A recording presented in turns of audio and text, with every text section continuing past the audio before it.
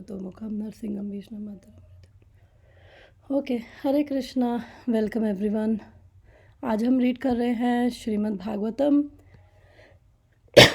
Canto 1 chapter number 3, जिसका नाम है Krishna is the source of all incarnations. और इस चैप्टर में हमने अभी तक पढ़ा है 4 वर्सेस पढ़े हैं, और हमने उसमें पढ़ा है पुरुष अवतारों के बारे में। पुरुष अवतार क्या है? जो महाविष्णु से आ रहे हैं, कानोदक्षाई विष्णु, क्षीरोदक्षाई विष्णु और गर्भोदक्षाई विष्णु। और ये क्या कर रहे हैं, इनका पर्पस क्या? ये क्रिएशन कर रहे हैं। और कैसे क्रिएशन हो रही है ये हम आज के वर्ड्स में भी पढ़ेंगे। और सबसे पहले कानोदक्षाई विष्णु जो है अपने आप को एक्सपैंड करते हैं, और महाविष्णु से कानोदक्षाई विष्णु आते हैं। फिर वो कानोदक्षाई सागर में वो लेटते हैं, और उनके शरीर से सारे छिद्र से ब्रह्मांड प्रकट होते हैं, और उनमें से हर एक ब्रह्मांड में गर्भोदक्षाई विष्णु एंटर करते हैं। एंड देन गर्भोदक्षाई विष्णु के एक्सपेंशन क्षीरोदक्षाई विष्णु हर एक जीव के हृदय में जाते हैं। अभी हम पढ़ेंगे दोबारा इस 5th वर्स में। तो हमने ये भी पढ़ा था कि जो सारा सृष्टि के क्रिएशन के लिए जो मटेरियल इंग्रेडिएंट्स हैं वो कौन प्रोवाइड कर रहे हैं? वो ये कानोदक्षाई विष्णु, कानोदक्षाई विष्णु प्रोवाइड कर रहे हैं। और वो क्या है, याद है? 16 इंग्रेडिएंट्स क्या है? 5 मटेरियल सेंसेस हैं। यस 5 वो अर्थ वाटर फायर, वो यस 10 हो गए। बस ना जी। Okay, thank you so much. नहीं याद है। तो 5 ज्ञानेंद्रिय, 5 कर्मेंद्रिय, और जिसको हम नॉलेज एक्वायरिंग सेंसेस और वर्किंग सेंसेस भी बोलते हैं।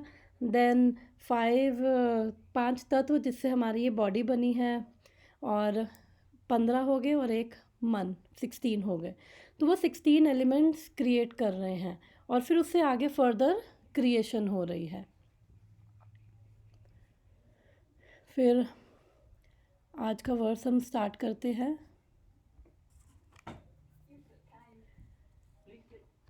एतानावताराणां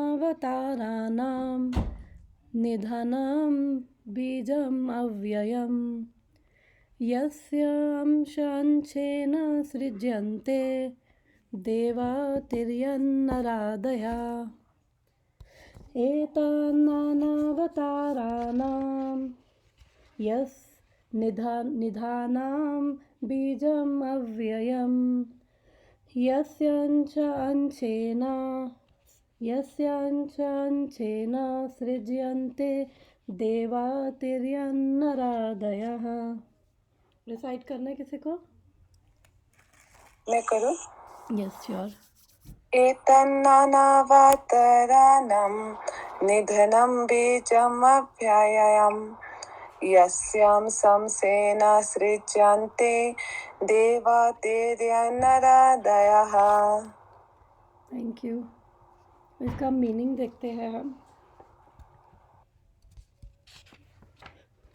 एतान नानावतारा नाम, तो वो बोल रहे हैं कि ये रूप जो गर्भोदक्षाई की, बेसिकली गर्भोदक्षाई विष्णु की बात कर रहे हैं कि वो क्या है? नानावतारा नाम।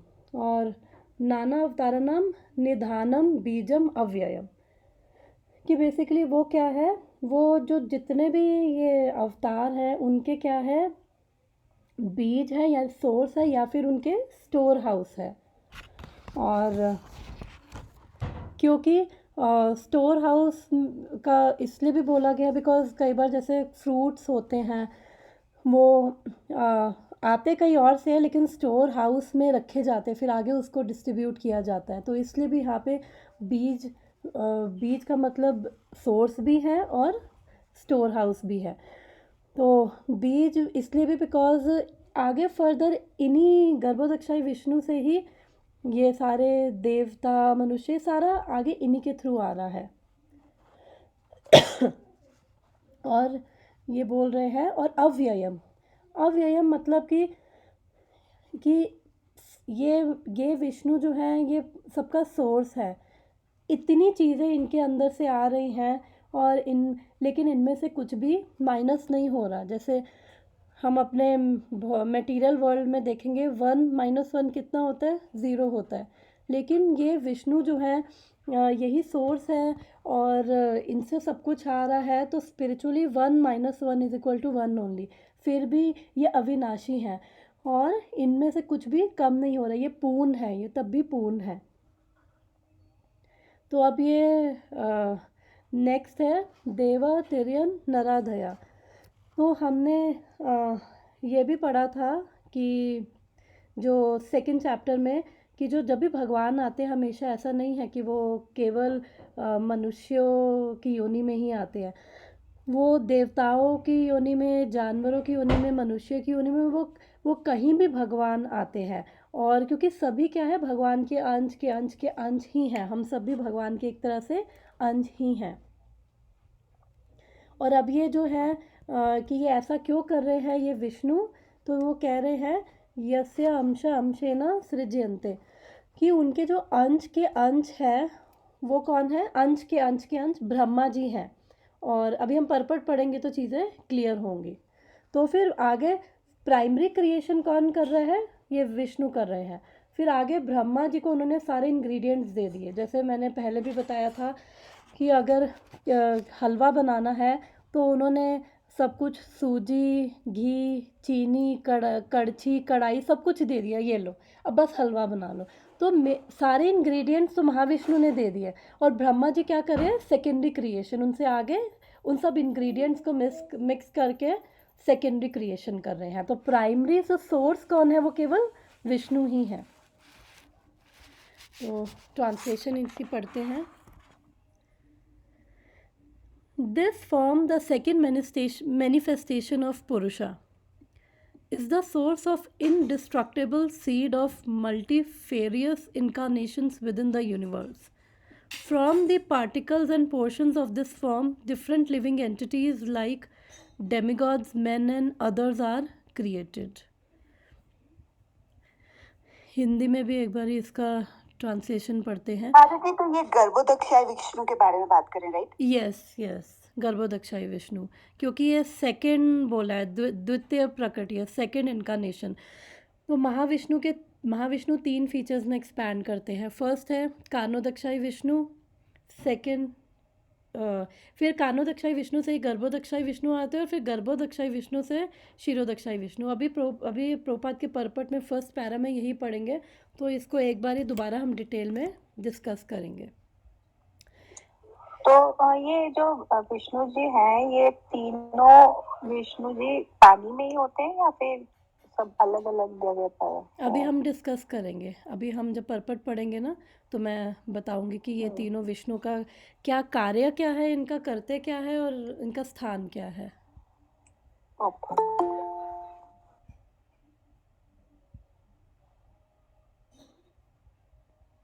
हरे कृष्णा पूर्णिमा माता जी। यह रूप पुरुष का द्वितीय प्राकट्य ब्रह्मांड के भीतर नाना अवतारों का स्रोत तथा अविनाशी बीज है। इसी रूप से कणों तथा अंशों से देवता, मनुष्य इत्यादि विभिन्न जीव उत्पन्न होते हैं। Purport by his divine grace ऐसे भक्तिवेदांता स्वामी शिला प्रभुपाद की जय, शिला गुरुदेव की जय। तो ये परपट बड़ा है, इसका काफ़ी, इसके 6-7 पैराग्राफ्स हैं।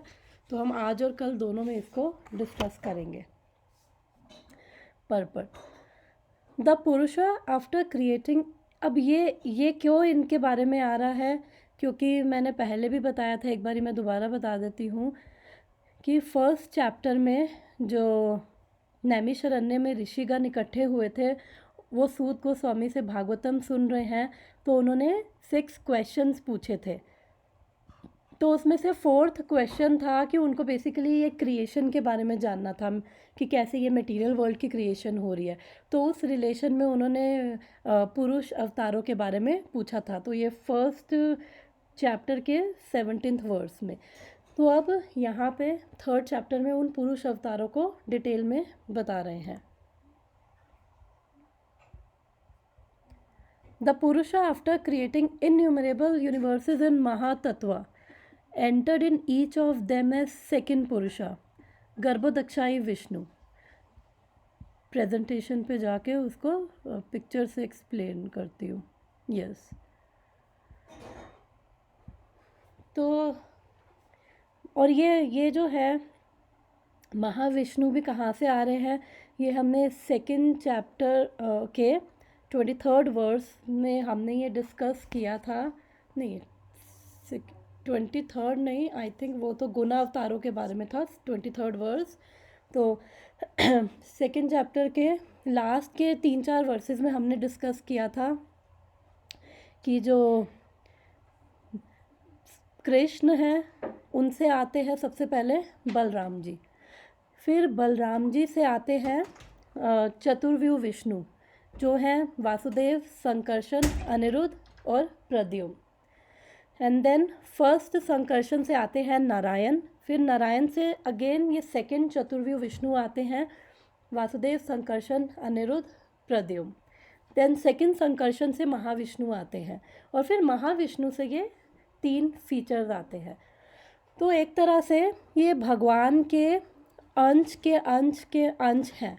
अगर हम देखा जाए तो जो कृष्ण है वो मेन सोर्स है और बाकी सब उनके क्या है, जो भी विष्णु तत्व हैं उनके वो कोई उनका पूर्ण अंश है और कोई उनका पूर्ण अंश का अंश है। तो ऐसा है इनका, ये यहाँ से आ रहे हैं। और इनका जो भी विष्णु तत्व है, लेकिन सभी विष्णु तत्व अपने आप में पूर्ण भगवान है, क्योंकि उनके अंदर भगवान के पूर्ण ऐश्वर्य हैं और वो आगे अपने से वो इंडिपेंडेंट है और आगे अपने से वो और अवतार जो है उनसे आ सकते हैं। तो अब हम आते हैं इन पुरुष अवतारों पे। तो ये कार्णोदक्षाई विष्णु है, ये कारना ओशन में ये लेटते हैं। तो ये जो कारना सागर है ये मटेरियल वर्ल्ड और स्पिरिचुअल वर्ल्ड के बीच में है।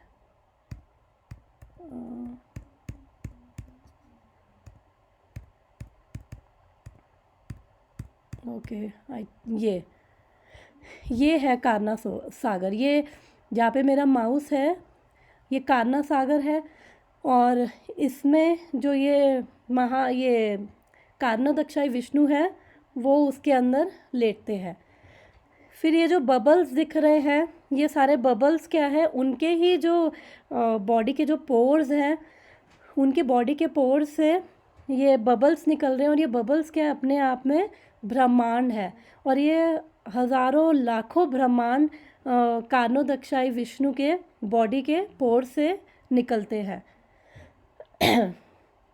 और फिर नेक्स्ट इनकी एक्सपेंशन है गर्भोदक्षाई विष्णु। गर्भोदक्षाई विष्णु ये हर एक ब्रह्मांड में एंटर कर जाते हैं, गर्भोदक्षाई विष्णु। और जो ये पिक्चर है ये गर्भोदक्षाई विष्णु की है। इनकी जो नाभि है उससे एक नाल निकलती है और उस नाल के ऊपर एक कमल आता है और उस कमल से ब्रह्मा जी आते हैं। तो ये जो पिक्चर है अभी ये कार्णोदक्षाई विष्णु है। हम देख रहे हैं कितने सारे बबल्स हैं, तो ये सारे बबल्स अपने आप में अलग अलग ब्रह्मांड है। माता जी मेरा क्वेश्चन है, अभी पूछूं क्या? मैं ये एक बार ये बता दूं ये इन तीनों का। फिर उसके बाद ये गर्भोदक्षाई विष्णु इस पिक्चर में दिख रहा है, ये जो बबल्स है उसके अंदर ये एंटर कर गए और फिर ये यहाँ पे लेट गए और लक्ष्मी जी इनकी सेवा करी। जब ये पिक्चर हम देखते तो ये बेसिकली गर्भोदक्षाई विष्णु है। फिर इनकी नाभि से ये ग्रीन कलर की स्टेम निकल रही है और इस स्टेम का जो डायमीटर है आई थिंक 400 करोड़ माइल्स है शायद, अगर मैं फिर भी एक बार क्रॉस चेक करूँगी। और इस स्टेम के अंदर 14 लोक हैं, जिसके अंदर हमारा ये जो अर्थ है जिसको हम मिडल प्लैनेट बोलते हैं और बाकी ऊपर 6 हायर प्लैनेट्स, नीचे लोअर प्लैनेट्स जिसको हम पाताल लोक भी बोलते हैं। और इसी स्टेम के अंदर ये हरी जो ग्रीन स्टेम है उसी के अंदर ये 14 लोक है। और फिर इनके नाभि से ब्रह्मा जी प्रकट होते हैं, तो इसलिए ब्रह्मा जी को विष्णु गर्भा भी बोला जाता है क्योंकि विष्णु जी के एक्चुअली गर्भ से प्रकट हो रहे हैं। तो ये एक यूनिवर्स के अंदर, फिर ये यूनिवर्स के अंदर आधे ब्रह्मांड को अपने पसीने से भर देते हैं। और इनका हमने डिस्कस किया था, इनका पसीना भी कोई वो ऐसा बदबूदार ऐसा नहीं है, ये भी दिव्य है। और फिर जब ये जल को भर देते हैं आधे ब्रह्मांड को, उसमें फिर ये लेट जाते हैं ये शेष पे। और फिर उसके बाद वो इनकी नाभि से नाल निकलती है, ब्रह्मा जी आते हैं और उनके अंदर ये 14 लोक है, और हम सब लोग इन्हीं 14 लोकों में घूमते रहते हैं। फिर नेक्स्ट ये वाले हैं जहाँ पे मेरा माउस है, ये है क्षीरोदक्षाई विष्णु।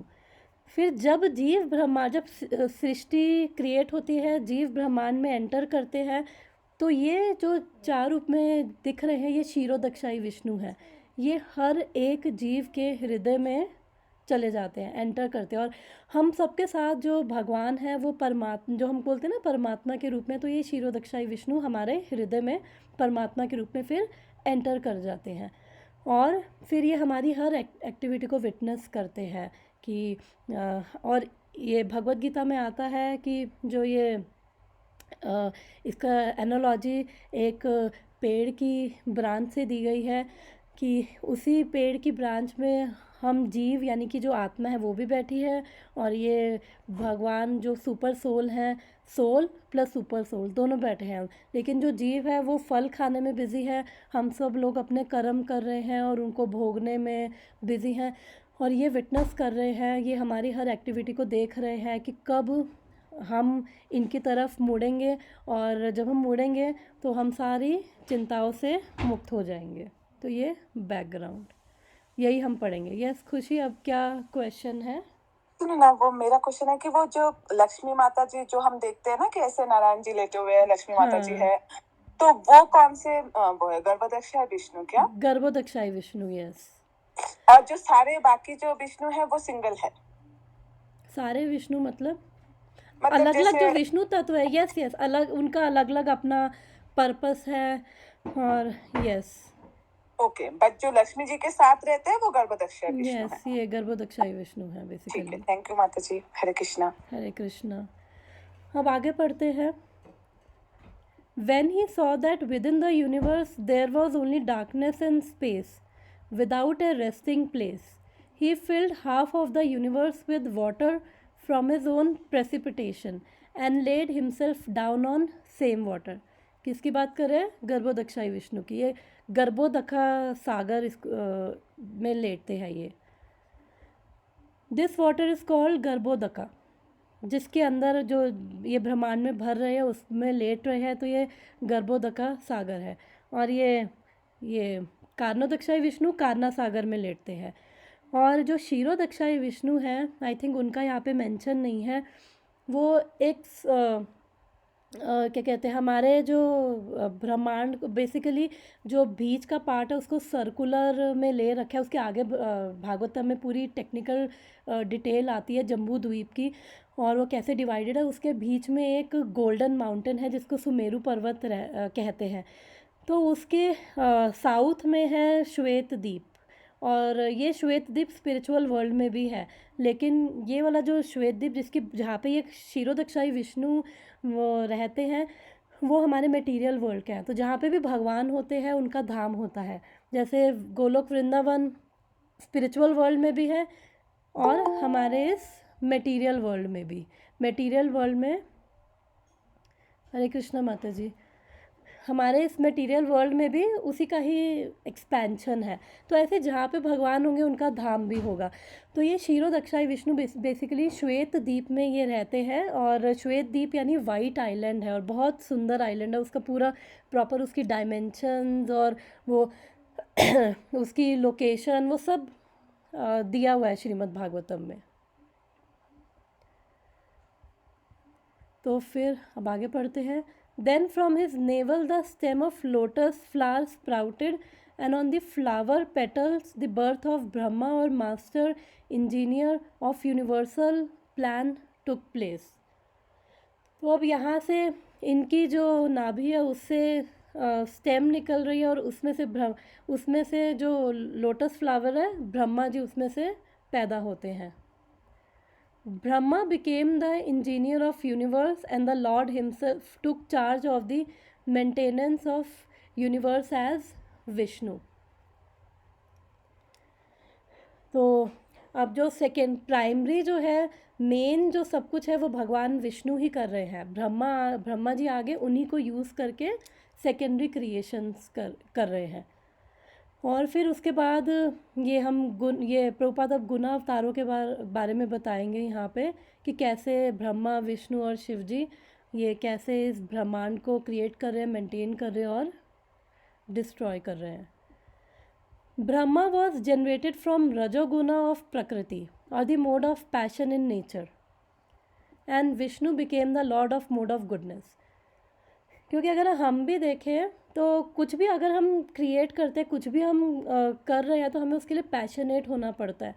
तो रजोगुण में जब हम होते हैं तो तब हम बड़े पैशनेट होते हैं, हम अपना काम कर पाते हैं, चाहे हम अपना ऑफिस का काम कर रहे हो तो हमें उसके लिए थोड़ा रजोगुणी पैशनेट होना पड़ता है. तो ये क्रिएशन किस में हो रही है? रजोगुण में. फिर रजोगुण के जो देवता है वो कौन है? ब्रह्मा जी. और Vishnu became the lord of mode of goodness. Vishnu being transcendental to all modes is always aloof from material affection. This has already been explained. ये हमने सेकंड चैप्टर में पढ़ा था कि जो विष्णु जी है वो सेकंड चैप्टर 23rd वर्स में कि एक ही पुरुष है और वही सत्वम रजस्तम इति प्रकृतिर्गुणास्तेर युक्ता परा पुरुषा एका इहस्य धत्ते. मतलब वो एक ही पुरुष है. पुरुष कौन है? कि वो एक ही विष्णु है, एक ही वो विष्णु कह लो या एक ही वो भगवान है जो ये 3 गुना अवतार लेते हैं. ब्रह्मा जी के रूप में, शिव जी के रूप में और फिर विष्णु के रूप में वो सतोगुण को कंट्रोल करते हैं. ब्रह्मा जी रजोगुण और शिव जी जो है तमोगुण. लेकिन स्टिल जो विष्णु है, प्रभुपाद लिख रहे हैं, is being transcendental to all modes, is always aloof from material affection. जो विष्णु जी है, इवन दो वो मोड ऑफ गुडनेस सतोगुण के कंट्रोलर हैं. और हमने पढ़ा था कि ये जो तीनों गुण हैं, सतोगुण, रजोगुण, तमोगुण, ये मटेरियल वर्ल्ड में, ये भौतिक संसार में ये हम जीवों को इन्फ्लुएंस करते रहते हैं. कभी हम सतोगुण में होते हैं तो हम बड़े फॉरगिविंग होते हैं, पीसफुल होते हैं. जब हम रजोगुण में होते हैं हम बड़े पैशनेट होते हैं. और जब हम तमोगुण में होते हैं हम एक तरह से वो लेज़ी और इंटॉक्सिकेशन में, या फिर अपने आप को किसी ने कुछ किया तो हम सोचते हैं अरे, या तो हम उसको वायलेंटली उस पर बदला लेने की भावना रखेंगे या फिर हम खुद विक्टिम मेंटालिटी में चले जाते हैं. तो ये 3 गुणों का प्रभाव है जो हम जीवों पर टाइम टू टाइम पड़ता रहता है. इनका कभी मिक्सचर, कभी हम सतोगुण रजोगुण में होंगे, कभी किसी गुण के मिक्सचर में, तो हम इससे इन्फ्लुएंस रहते हैं. और इससे ऊपर एक और गुण होता है, एक्चुअली में वो शुद्ध सत्वा है. गुण भी नहीं कहेंगे उसको, शुद्ध सत्वा है. शुद्ध सत्वा यानी कि उसके अंदर सतोगुण, रजोगुण और तमोगुण की बिल्कुल भी कंटामिनेशन नहीं होती. और शुद्ध सत्व में भगवान विष्णु हमेशा रहते हैं. और जो भी भक्ति करता है, जो भी भगवान विष्णु की भक्ति कर रहा है, वो भी इन 3 गुणों को बाईपास करके, उन 3 गुणों को बियॉन्ड जाके वो भी शुद्ध सत्व में स्थित हो जाते हैं. तो इसलिए यहाँ पे बोला है कि ये जो मटेरियल जो है, ये भौतिक जो है, ये भगवान विष्णु को टच भी नहीं कर सकते. कृष्ण तो दूर की बात है, कृष्ण तो अपने गोलोक वृंदावन धाम में है, वो तो कुछ भी नहीं कर रहे हैं. उन्होंने तो सारा काम ये डेलीगेट कर दिया. ये अलग अलग विष्णु जो है वो आगे कर रहे हैं. और विष्णु भी इवन भौतिक प्रकृति के डायरेक्ट कांटेक्ट में नहीं है. हमने पढ़ा था कि जो क्रिएशन होती है, विष्णु तो केवल दृष्टिपात करते हैं और फिर आगे वो ये प्रकृति, फिर वो आगे वो क्रिएशन कैसे होती है. और विष्णु भी डायरेक्ट, इवन तो वो कंट्रोलर हैं सतोगुण के, लेकिन वो डायरेक्टली भौतिक प्रकृति के वो उसमें कांटेक्ट में नहीं है, और वो कभी भी इन 3 गुणों से इन्फ्लुएंस नहीं होते हैं। This has already been explained, 2nd chapter में हम पढ़ चुके हैं ये सब। From Brahma there is Rudra Shiva who is in charge of mode of ignorance और डार्कनेस। तो जो ये शिव जी हैं ये तमोगुण के कंट्रोलर हैं। He destroys the whole creation by the will of lord. तो यहाँ पे प्रभुपाद बोल रहे हैं कि जब ये डिस्ट्रक्शन जो कर रहे हैं ये शिव जी, उनका जो ये काम है वो क्या क्यों कर रहे हैं, ऐसा नहीं कि उनको गुस्सा आया और जैसे सीरियलों में दिखाते हैं तीसरी आंख खोल दी, नहीं, भगवान की विल के अनुसार वही चलते हैं, भगवान की विल के अनुसार। तो जब डिस्ट्रक्शन का टाइम आता है तो वो भगवान की इच्छा अनुसार ये डिस्ट्रक्शन करते हैं। Therefore all 3 namely Brahma, Vishnu and Shiva are incarnations of Garbhodakshayi Vishnu. तो ये तीनों जो ये इन तीनों को क्या बोला है, हम 2nd चैप्टर के 23rd वर्स में पढ़ा था, ये तीनों क्या है, गुण अवतार हैं। और ये कहाँ से आ रहे हैं, गर्भोदक्षाई विष्णु से आ रहे हैं। From Brahma the other demigods like Daksha, Marichi, Manu and many others became incarnated to generate living entities within the universe। तो अब आगे जो भी फिर ये क्रिएशन हो रही है, तो फिर अभी आगे प्रभुपाद बताएंगे कि कैसे क्रिएशन का थोड़ा वो इसमें बेसिकली भगवान के अवतारों का वर्णन इस वर्स में कर रहे हैं कि 6 कैटेगरी के अवतार हैं। तो यहाँ पे अभी गुण अवतार के बारे में बताया है। गुण अवतार है, लीला अवतार है, मनवंतर अवतार है, युगा अवतार है, तो 6 कैटेगरी के अवतार हैं। और अभी लीला अवतार हम नेक्स्ट वर्स से 6th वर्स से भगवान के लीला अवतारों के बारे में पढ़ेंगे। तो यहाँ पे फिर वो बता रहे हैं कि फिर ब्रह्मा जी से आगे ये दक्ष, और ब्रह्मा जी ने आगे ब्रह्मा जी के पुत्र हुए, सबसे पहले ये 4 कुमार आए थे। फिर उन्होंने क्रिएशन करने से मना कर दिया तो ब्रह्मा जी को गुस्सा आया, फिर उनसे फिर ये रुद्र आ रहे हैं। तो वो उस सब का भी ये भागवतम के 2nd कैंटो 3rd कैंटो में ये 3rd कैंटो में ये रुद्रों के बारे में आता है श्रीमद् भागवतम में। तो ये रुद्र आ रहे हैं, तो बेसिकली ये शिव जी की लगा सकते, शिव जी की कैटेगरी के ही हैं। तो फिर कैसे क्रिएशन है ये आगे के कैंटोस में आता है, कैसे क्रिएशन हो रही है, और इस वर्स में भी थोड़ा सा प्रभुपाद बताएंगे। This Garbhodakshayi Vishnu is glorified in Vedas in hymns of Garbha stuti which began with the description of lord as having thousands of heads. तो ये इनकी गर्भोदक्षाई विष्णु की जो वो स्तुति है उसको गर्भ स्तुति, उसको एक्चुअली पुरुषा सुक्ता प्रेयर्स है, वो उनके रूप में उनकी स्तुति की गई है। तो प्रभुपाद बोल रहे हैं ही इज़ ऑलवेज ट्रांसेंडेंटल।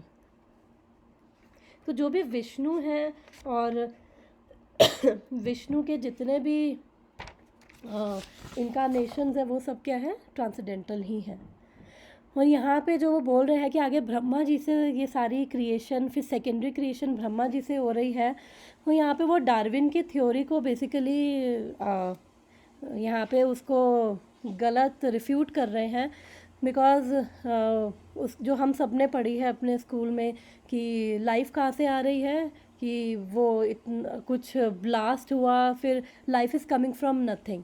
तो यहाँ पे बता रहे हैं कि एक्चुअली में लाइफ कहाँ से आ रही है। तो वो नथिंग वाला जो कंसेप्ट है वो सब क्या है, मन घड़ंग है। और कई बार ये भी बोलते हैं कि बंदरों से इंसान आए हैं। तो अगर हम देखें, अगर हम अपने कुछ जनरेशन्स भी पीछे जाए और अपने उनके फादर अगर वो उनसे पूछे तो कोई भी बंदर नहीं था एक्चुअली।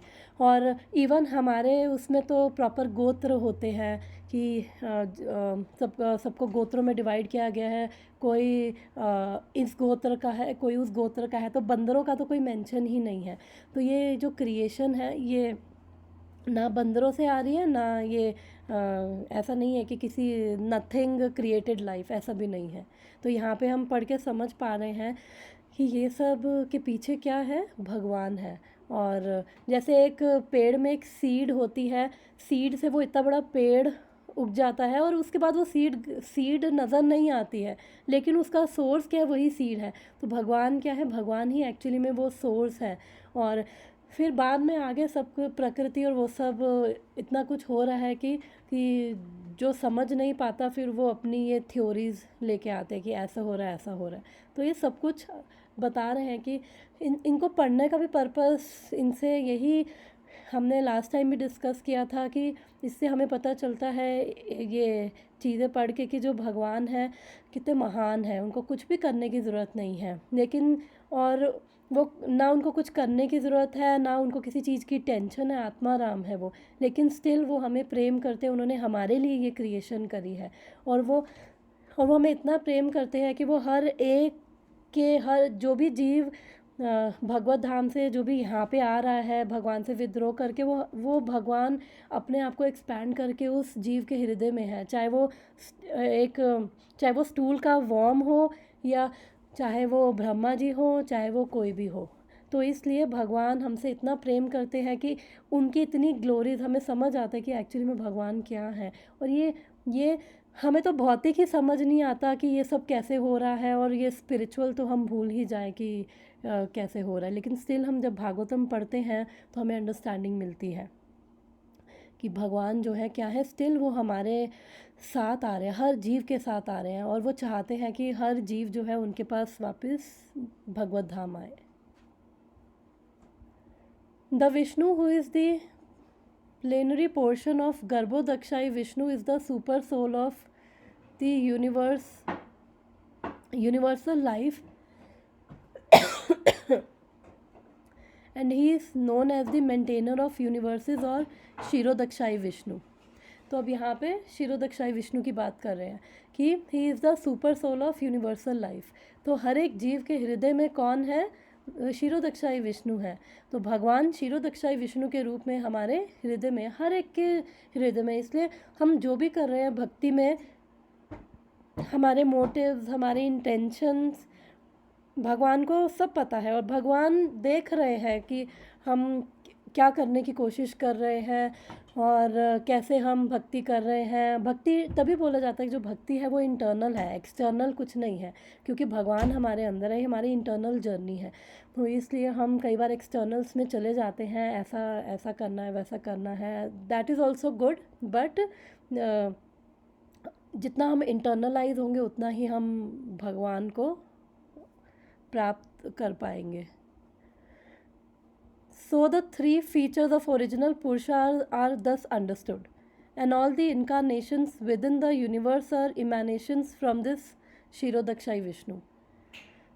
तो यहाँ पे बोल रहे हैं कि जितने भी इनकारनेशंस हो रहे हैं वो शिरोदक्षाई विष्णु से हो रहे हैं। ऊपर बोला था गर्भोदक्षाई विष्णु से हो रहे हैं। तो एक ही बात है, कुछ भी कॉन्ट्राडिक्टरी नहीं है, क्योंकि वो एक ही विष्णु, मतलब विष्णु ही रूप है, और वो उनके अलग अलग बस कार्य कर रहे हैं। तो चाहे गर्भोदक्षाई विष्णु बोले, चाहे शिरोदक्षाई विष्णु बोले, doesn't matter. Next paragraph. In different millennia there are different incarnations, and they are innumerable, although some of them are very prominent, such as Matsya, Kurma, Varaha, Ram, Narsimha, Vaman and many others. These incarnations are called Leela incarnations. Then there are qualitative incarnations such as Brahma, Vishnu and Shiva or Rudra, who take charge of the different modes of material nature। तो ये भगवान के जो है different अवतारों के बारे में यहाँ पे बता रहे हैं। और फिर ये सब क्या है, लीला अवतार हैं जो यहाँ पे लिखा, और अभी आगे हम इसी चैप्टर में डिटेल में पढ़ेंगे। और उसके बाद गुना, क्वालिटेटिव इनकारनेशंस यानी गुना अवतार।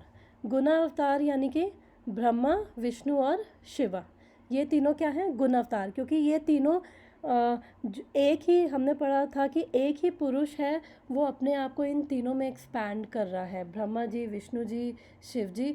और अलग अलग ये तीनों गुणों के कंट्रोलर हैं, जो ब्रह्मा जी तमोगुण के, विष्णु जी सतोगुण के और शिव जी रजोगुण के।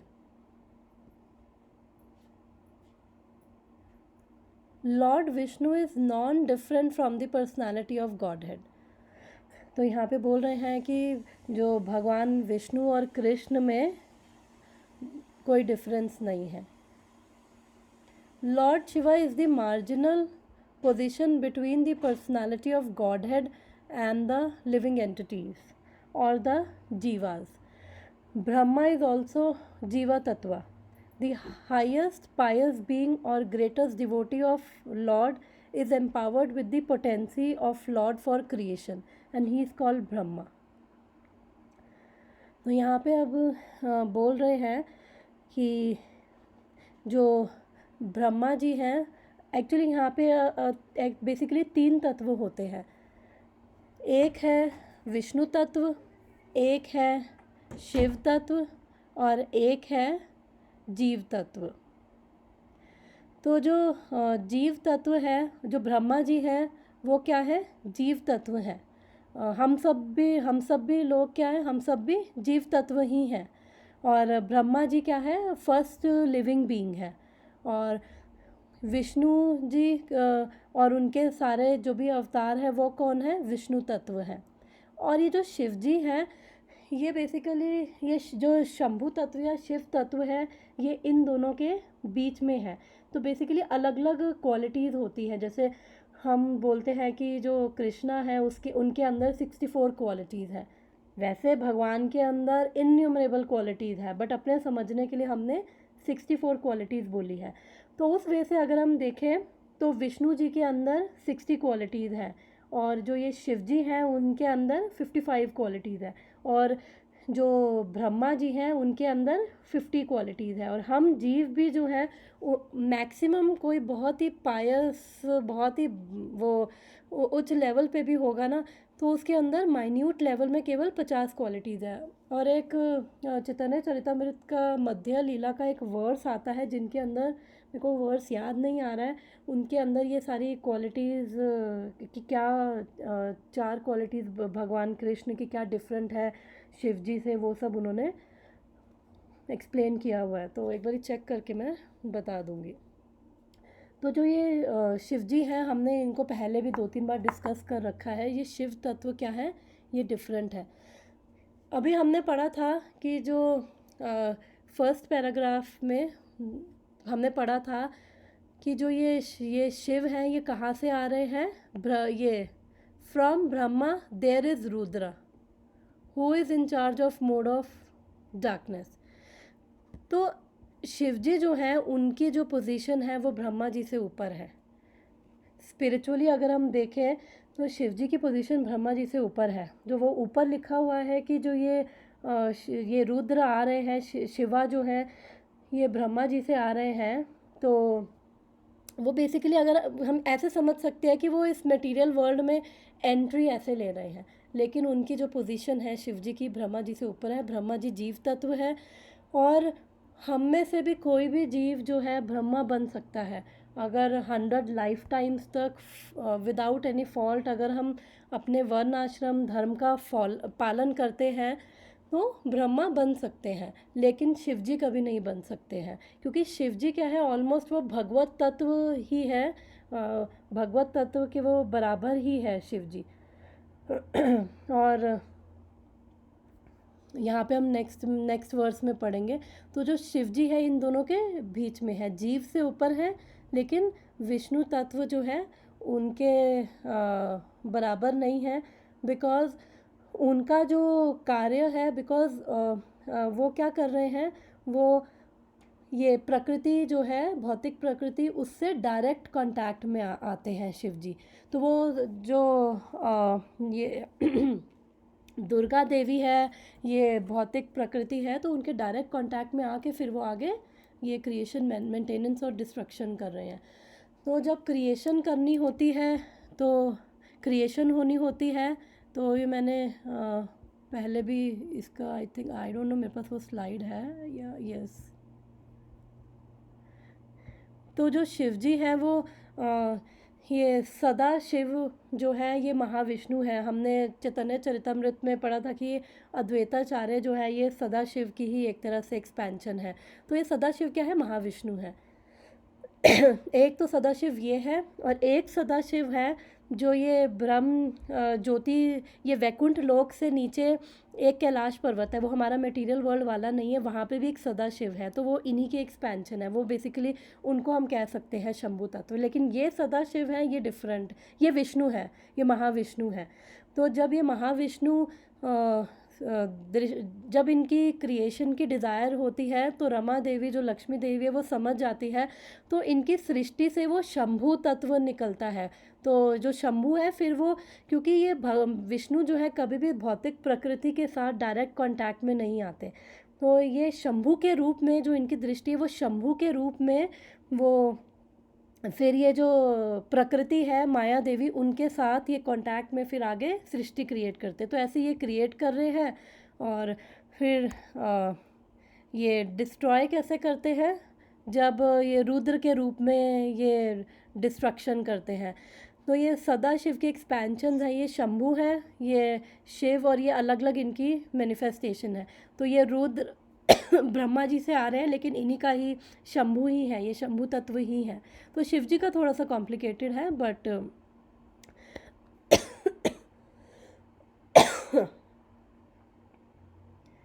हम आगे पढ़ते हैं। Okay, his power, okay, the highest pious living being or the greatest devotee of Lord is empowered with the potency of Lord for creation, and he is called Brahma. His power is like the power of sun reflected in valuable stones and jewels. When there is no such living being to take the charge of post of Brahma, the Lord himself becomes Brahma and takes charge of the post. तो जब ब्रह्मा जी के लिए कोई भी qualified नहीं होता तो तब भगवान भी कभी कभी ब्रह्मा जी बन जाते हैं, जब उनको लगता है कि कोई क्वालिफाइड पर्सन नहीं है। ब्रह्मा जी क्या है, एक पोस्ट है। जैसे ब्रह्मा, इंद्र, वरुण, चंद्र, ये सब क्या है, पोस्ट है, डेजिग्नेशंस है। जैसे हमारे मटेरियल वर्ल्ड में होती है मैनेजर, डायरेक्टर, सीनियर मैनेजर, तो उस तरह से ये सब भी क्या है, डेजिग्नेशंस है। Lord Shiva is not an ordinary living being. Hare Krishna पूजा। Lord Shiva is not an ordinary living being. He is the plenary portion of Lord. But because Lord Shiva is in direct touch with material nature, he is not exactly same transcendental position as Lord Vishnu. The difference is like that between milk and curd. Curd is nothing but milk, yet it cannot be used in place of milk. तो यहाँ पे इस paragraph में जो प्रभुपाद है वो अब शिव जी के बारे में बता रहे हैं कि शिव जी को हम ऑर्डिनरी मानने का अपराध बिल्कुल भी नहीं करें। तो वो क्या है, वो भी भगवान के ही अंश हैं, और क्योंकि वो ये मटेरियल नेचर यानी कि तमोगुण, रजोगुण के वो टच में आते हैं।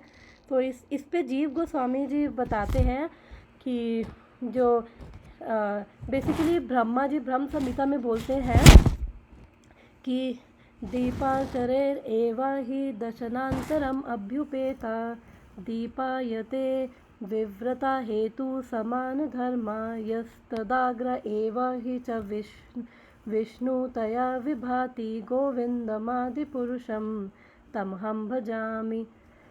कि एक कैंडल है, उस कैंडल से बहुत सारी कैंडल्स जल रही है। तो यानी कि जो मेन कैंडल है वो कौन है, कृष्ण है, और उन्हीं कैंडल से अलग से बहुत सारी कैंडल्स जल रही है, वो सब कौन है, विष्णु तत्व है। तो ये जीव गोस्वामी ये बताते हैं कि जो बेसिकली शिव जी भी क्या है, वही एक कैंडल है, लेकिन अगर उस कैंडल को थोड़ा सा कालिमा से अगर उसे ढक दिया जाए तो वो बेसिकली वो शिव तत्व है, क्योंकि वो कैंडल जब थोड़ा सा वो कवर्ड होती है तो वो जो कैंडल है वो पूरी तरह से अपने आप को फिर प्रकाशित नहीं कर पाती है। वही कैंडल है लेकिन उसका वो बिकॉज ऑफ जो गुना जो भी है उसकी वजह से वो काली में। और इसका मतलब ये नहीं कि शिवजी रजोगुनी है, नॉट एट ऑल, शिवजी रजोगुनी नहीं है, वो कंट्रोलर है रजोगुण के। बट वो यहाँ पे बता रहे हैं कि ये यहाँ पे फिर एक और एग्ज़ाम्पल दे रहे हैं कि कि ये दूध और दही का, जो दूध है उससे दही बन सकता है लेकिन दही वापस दूध नहीं बन सकता। तो जब दूध के अंदर थोड़ी सी एसिड या कंटामिनेशन हो जाती है तो वो दही बन जाता है, बिकॉज दही का अलग पर्पस है। दूध की जगह हम दही नहीं पियेंगे, तो दूध का अपना पर्पस है, दही का अपना पर्पस है। तो वो एक पर्पस के लिए वो बिकॉज एक इम्पॉर्टेंट पर्पस है उसके लिए जो शिवजी हैं वो आगे उस पर्पस के लिए वो ये भौतिक प्रकृति से कांटेक्ट में आते हैं और फिर आगे अलग अलग उनके डिफरेंट पर्पसेस है वो कर रहे हैं। तो इसलिए वो कालिमा बस यही है। तो ऐसा नहीं है कि जो शिवजी हैं वो रजोगुनी हैं।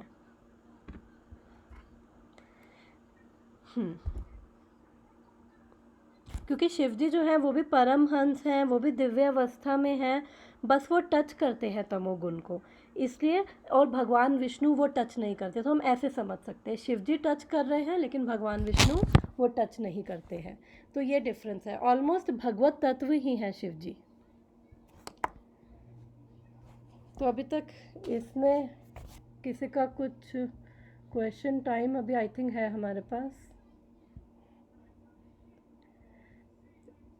बढ़ा जाए एक पैराग्राफ और पे। ये अब ये मनु के बारे में यहाँ पे डिस्क्रिप्शन आ रही है, मनवंतर बारे में।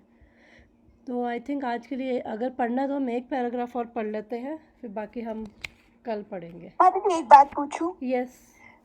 तो ये सारे अवतार बताए हैं, राइट? Yes, तो yes. बेसिकली जो पुरुष अवतार हैं वो सिर्फ 3 है, राइट? यस। लाइक जो करुणा दक्षाई और फिर गर्भोदक्षाई और शिरोदक्षाई, राइट? और ये Yes. बाकी सब जो बता रहे हैं वो सारे लीला अवतार हैं, राइट? यस यस, लीला अवतार है ये। यस। Thank you madam. अभी इस चैप्टर में आगे आएगा 6 कैटेगरीज के अवतार हैं। तो अभी ये मनु के बारे में, मनवंतर अवतार, अब इनके बारे में अब इस पैराग्राफ में शिला प्रभुपाद बता रहे हैं। तो आई थिंक अभी तक जो पढ़ा है हम सब उससे सब अंदर गया है। तो एक पैराग्राफ हम और पढ़ लेते हैं। The next incarnations are the Manus within. थोड़ा टेक्निकल चीज़ें हैं बट ठीक है, अब भागवतम में है तो हम पढ़ लेते हैं। बट हमें अपने माइंड में है कि जो कृष्ण है, क्योंकि इतना कुछ भगवान बना के बैठे हुए हैं जो पढ़ के भी समझने में कई बार कठिनता होती है। तो हमें ये देखने को मिलता है भगवान कितने महान है। ये सब जब हम पढ़ते हैं कि कैसे सब कुछ ऑटोमेटिकली भगवान ने बस असाइन कर रखा है, सब कुछ हो रहा है ऑटोमेटिकली, एक भी चीज़ अपनी जगह से, कोई एरर नहीं आ रहा किसी चीज़ में, सब कुछ ऑटोमेटिक है। तो भगवान कितने महान हैं। और अगर हम उन्हीं भगवान की भक्ति करें, उन्हीं भगवान का अगर हम नाम जप करें तो फिर हम डायरेक्ट उनकी शरण में आ जाएंगे। हमें इतना कुछ जो हम पढ़ रहे हैं तो हम उस सबको क्रॉस करके डायरेक्ट हम कृष्ण की भक्ति, कृष्ण की शरण में ही डायरेक्ट आ जाएंगे। तो कितना कुछ ये सब चल रहा है। तो स्टिल पढ़ लेते हैं। तो 10 मिनट्स हैं, ये हम रीड कर लेते हैं, फिर बाकी हम नेक्स्ट कल करेंगे। The next incarnations are the Manus within one duration of life of Brahma, which is calculated by our solar year as 43 lakhs into 1000 years. There are 14 Manus. तो अब ब्रह्मा जी का जो एक दिन है उसके अंदर यहाँ पे प्रभुपाद बोल रहे हैं 14 मनु होते हैं। और ये 43 लाख ईयर्स कहाँ से आया है, और इंटू 1000 इसलिए किया है क्योंकि ब्रह्मा, अब चलो 1000 पे बाद में आते हैं, पहले ये 43 लाख कहाँ से आया है। जो कलयुग है उसकी कितनी ड्यूरेशन है, 4,32,000 ईयर्स, उसका मल्टीप्लाई करेंगे इंटू 2 तो वो आ जाएगी ये द्वापर युगा की ड्यूरेशन। ओके, मैं स्लाइड मेरे पास है, मैं वो ओपन करती हूँ, वो कैलकुलेशन यहाँ पे है।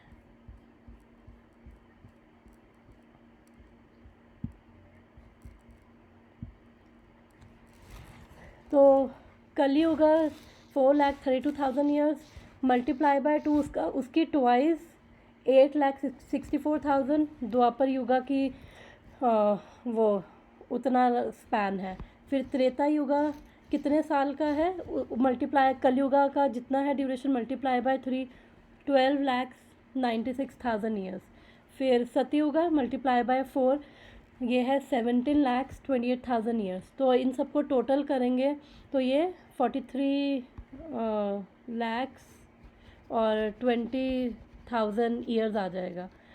और ये सब मिलाकर ये कलयुग, द्वापर, त्रेता, सतयुग, ये सब मिला के बना रहा है एक चतुर्युग। और एक मनु की एज में एक मनु बेसिकली अलग अलग डिफरेंट, उनके अभी नाम भी बताएंगे। तो ये सब भी क्या कर रहे हैं, मैनेजमेंट कर रहे हैं। तो ये सब भी अपने इनकी भी एक ड्यूरेशन होती है। और ब्रह्मा जी के एक दिन में ये 14 डिफरेंट मनुज आते हैं। तो ये सब भी मैनेजमेंट वगैरह वो करते हैं। तो अभी हम क्या है, 7वें मनु में हैं। इसको पढ़ते हैं और मैं टाइम 7 मिनट्स।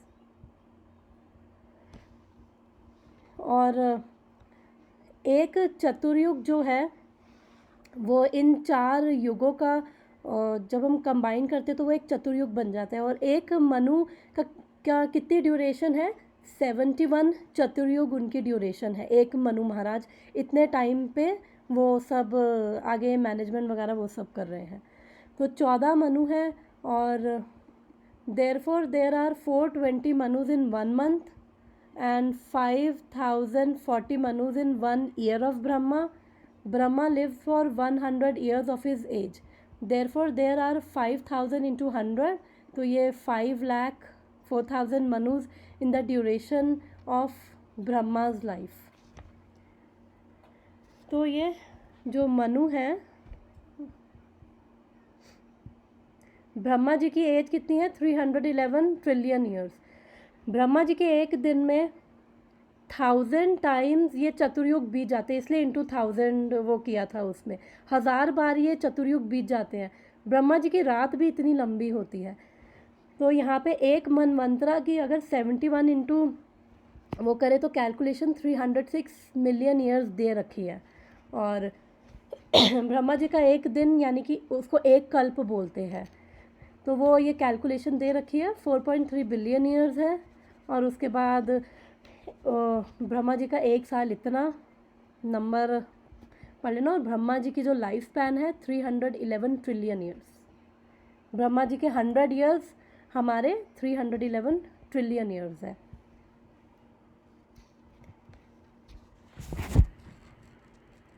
तो इन बातों से हमें समझ आता है कि हमारा छोटा सा जो जीवन है वो कितना इनसिग्निफिकेंट है। हमें लगता है कि हम ये हैं, हम वो हैं। तो हमारे से ऊपर भी ये सब मैनेजमेंट कर रहे हैं। सबसे बड़े मैनेजर तो ब्रह्मा जी है। फिर उनके ही काल में फिर ये अलग अलग ये मैनेजर्स आ रहे हैं, मनु आ रहे हैं। और इनका भी लंबा नहीं चल रहा है, इनका भी इतने ईयर्स तक एक मनु रहेंगे। फिर उसके बाद नेक्स्ट मनु आएंगे। फिर और जितने जब मनु चेंज होते जाते हैं सारे देवी देवता चेंज हो जाते हैं, शिव जी को छोड़ के। सारे इंद्र, चंद्र, वरुण, ये सारे देवी देवता चेंज हो जाते, पूरी मैनेजमेंट चेंज हो जाती है। भगवान पूरी मैनेजमेंट चेंज कर देते हैं। सोचो कि कितना कुछ चल रहा है। और हमें लगता है कि हम लोग इतने महान हैं और हम लोग प्राइड लेके बैठे होते हैं। और फिर हम देख भी नहीं पाते हैं अपनी उस प्राइड में, उस फॉल्स ईगो में।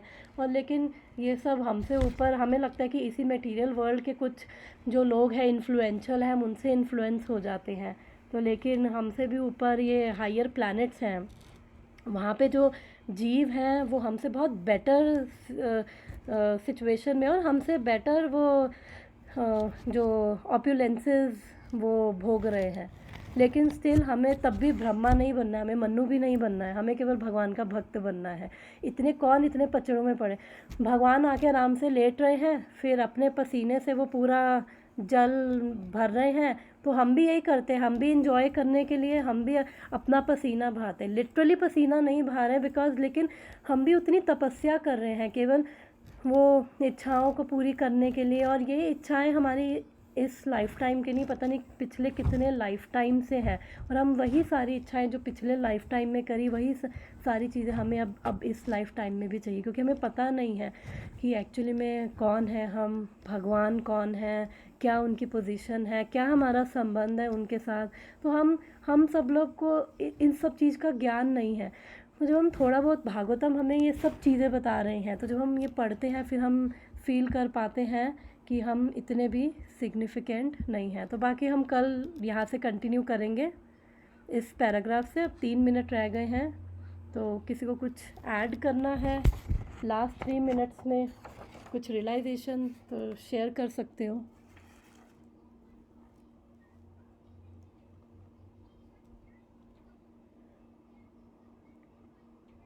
माता जी, हम्म। क्वेश्चन ये तो मैं पूछती हूँ, जैसे भगवान फिर से वो मतलब पूरा उसको संसार को पहले ध्वंस, फिर उसके बाद फिर से उसका निर्माण क्यों करते? मतलब जैसे कलयुग में बहुत पाप और वो सब बढ़ जाता है, जैसे हमने सुना था, इसलिए या कोई प्रॉपर हमने पढ़ा था ना कि भगवान क्यों क्रिएट कर रहे हैं, हमने इसी चैप्टर में पढ़ा था कि भगवान इसलिए क्रिएट कर रहे हैं बिकॉज अभी तक हम जीवों के अंदर वो डिज़ायर्स हैं, तो जो कंडीशन सोल्स अभी भगवान के धाम नहीं पहुंची हैं, तो उनकी डिज़ायर्स को फुलफिल करने के लिए, क्योंकि अभी तक हमारी इच्छाएं हैं। नहीं तो फिर डिस्ट्रैक्शन क्यों करे? वही तो चलते रहना चाहिए, राइट? तो फिर वो क्यों करे? हर चीज़ की एक्सपायरी है, जैसे हमारी भी एक्सपायरी है, सृष्टि की भी एक्सपायरी है, तो वो हम सबको बार बार चांस दे रहे हैं कि ओके अब इस बार सृष्टि हो रही है, इस बार प्लीज़ कम टू मी, और इस बार ठीक है जो भी डिज़ायर्स है वो भी अपनी फुलफ़िल कर लो, और साथ में जो अपना गोल है उसकी तरफ भी बढ़ो, केवल अपनी इच्छाओं के पीछे नहीं। तो वो हमें दोनों पर्पस के लिए, ठीक है, तो बार बार वो सृष्टि होती, पार्शल एनहाइलेशन होती है, फिर एक पूरी तरह से सृष्टि ख़त्म होती है, पार्शल एनहाइलेशन होती है जब ब्रह्मा जी का एक दिन ख़त्म हो जाता है, तब ख़त्म हो जाता है, पार्शल एनहाइलेशन उसे बोलते हैं, और पूरी तरह सृष्टि ख़त्म होती है, ब्रह्मा जी भी मर जाते हैं। तो भगवान हमें बार बार जीवात्माओं को चांस दे रहे हैं कि ओके इस बार प्लीज़ कम टू मी, इस बार प्लीज़ कम टू मी। माता जी, एक वो भी है क्या कि मैंने गलत सुना या समझा कि भगवान इसके लिए भी बनाते हैं क्योंकि उनको भी एंजॉय करना है, लाइक आई मीन भगवान तो अपने धाम में एंजॉय कर रहे हैं ना, उनको यहाँ पे आने की क्या ज़रूरत है? उनके धाम में उनके जो हमसे ज़्यादा, हमसे 3 गुना ज़्यादा लिबरेटेड सोल्स हैं वहाँ पे, जितनी जनता इस पूरे भौतिक संसार में है, सारे ब्रह्मांडों को मिलाकर उनसे ज़्यादा स्पिरिचुअल वर्ल्ड में है, और वो भगवान वहाँ पे एंजॉय कर रहे हैं। लेकिन भगवान यहाँ पे इसलिए आ रहे हैं ताकि लीलाएँ करें और हम लोगों को अट्रैक्ट करें, और हम लोग जो अपना पर्पस भूल गए हैं, वो हमें कॉल कट रही है, तो ये कॉल कट जाएगी तो हम लोग को अपना जो पर्पस, अपनी वो मासूम प्रेममयी दिव्य लीलाओं से अट्रैक्ट करें, और हम अपने क्यूरियस हो के हम जाने कि ये कौन है, अपने पर्पस को हम देखें। तो इसलिए भगवान आ रहे हैं, उनको यहाँ ये मटेरियल वर्ल्ड से